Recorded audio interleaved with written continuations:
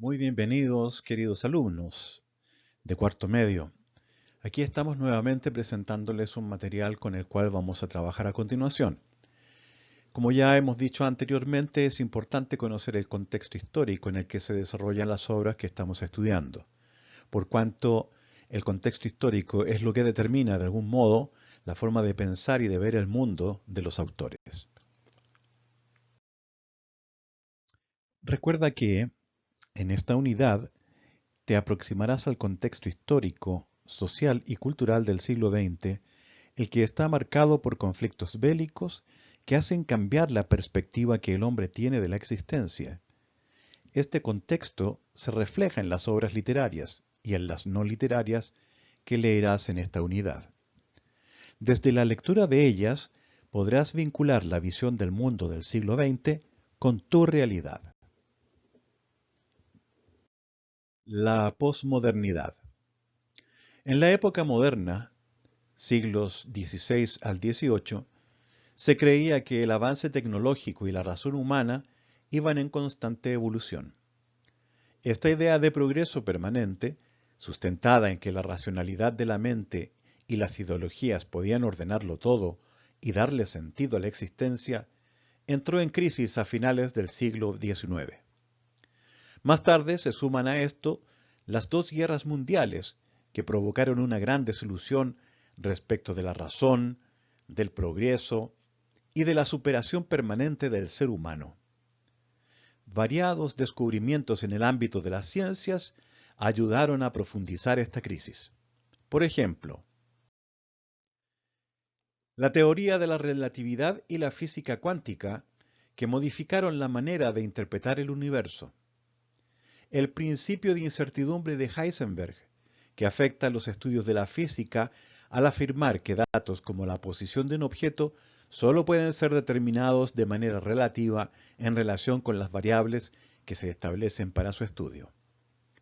El desarrollo del psicoanálisis, cuyo precursor Sigmund Freud postuló la existencia del inconsciente, con lo que cayeron inmediatamente siglos de reflexión sobre la pureza de la racionalidad humana.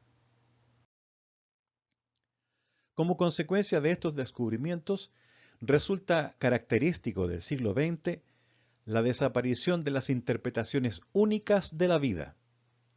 En este contexto, algunos filósofos comenzaron a hablar del fin de los ideales modernos y bautizaron la época contemporánea con el nombre de posmodernidad. La acepción se popularizó con la publicación del libro La condición posmoderna, del francés Jean-François Lyotard, en 1976. Según este autor, estaríamos viviendo en una era de crisis caracterizada por la sensación de angustia y absurdo, susceptible de interpretaciones contradictorias. Eso ha producido una cierta nostalgia del sentido o la melancolía por el tiempo en que existían más certezas, a la vez que un sentimiento de limitación del ser humano. Esta situación que estamos viviendo con el COVID-19 no se parece a esto que acabamos de leer. Reflexionen.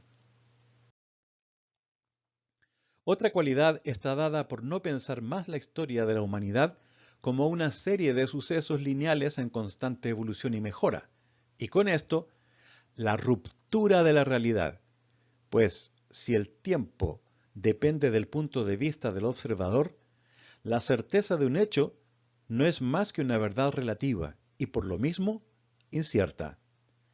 En este contexto, el ser humano experimentaría una sensación de vértigo y aceleración, de escepticismo, desencanto y un impulso por satisfacer rápidamente sus deseos, pero también por buscar nuevas ideas y movimientos basados en la solidaridad y en la esperanza. Recuerda que en una presentación anterior dijimos que la literatura contemporánea presenta características tales como: puedes detener la presentación y observar el gráfico. Vamos al cuento ahora, Ante la ley.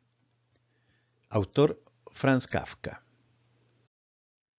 Franz Kafka nació en Praga en 1883 y falleció en Kierling, Austria, en 1924. Es un escritor checo que escribió en lengua alemana y cuya obra señala el inicio de la profunda renovación que experimentaría la novela europea en las primeras décadas del siglo XX. Franz Kafka dejó definitivamente atrás el realismo decimonónico al convertir sus narraciones en parábolas de turbadora e inagotable riqueza simbólica. Protagonizadas por antihéroes extraviados en un mundo incomprensible, sus novelas reflejan una realidad en apariencia reconocible y cotidiana, pero sometida a inquietantes mutaciones que sumergen al lector en una opresiva y asfixiante pesadilla, plasmación de las angustias e incertidumbres que embargan al hombre contemporáneo. Ante la ley hay un guardián. Hasta ese guardián llega un campesino y le ruega que le permita entrar a la ley. Pero el guardián responde que en ese momento no le puede franquear el acceso. El hombre reflexiona y luego pregunta si es que podrá entrar más tarde. Es posible, dice el guardián, pero ahora no. Las puertas de la ley están abiertas como siempre, y el guardián se ha hecho a un lado, de modo que el hombre se inclina para atisbar el interior. Cuando el guardián lo advierte, ríe y dice: si tanto te atrae, intenta entrar a pesar de mi prohibición. Pero recuerda esto, yo soy poderoso, y yo soy solo el último de los guardianes. De sala en sala irás encontrando guardianes cada vez más poderosos. Ni siquiera yo puedo soportar la sola vista del tercero. El campesino no había previsto semejantes dificultades. Y después de todo, la ley debería ser accesible a todos y en todo momento, piensa. Pero cuando mira con más detenimiento al guardián, con su largo abrigo de pieles, su gran nariz puntiaguda, la larga y negra barba de tártaro, se decide a esperar hasta que él le concede el permiso para entrar. El guardián le da un banquillo y le permite sentarse al lado de la puerta. Allí permanece el hombre días y años.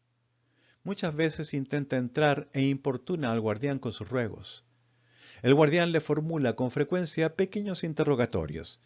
Le pregunta acerca de su terruño y de muchas otras cosas, pero son preguntas indiferentes, como la de los grandes señores, y al final le repite siempre que aún no lo puede dejar entrar. El hombre, que estaba bien provisto para el viaje, invierte todo, hasta lo más valioso, en sobornar al guardián. Este acepta todo, pero siempre repite lo mismo. Lo acepto para que no creas que has omitido algún esfuerzo. Durante todos esos años el hombre observa ininterrumpidamente al guardián. Olvida a todos los demás guardianes y aquel le parece ser el único obstáculo que se opone a su acceso. Durante los primeros años maldice su suerte en voz alta, sin reparar en nada. Cuando envejece, ya solo murmura como para sí.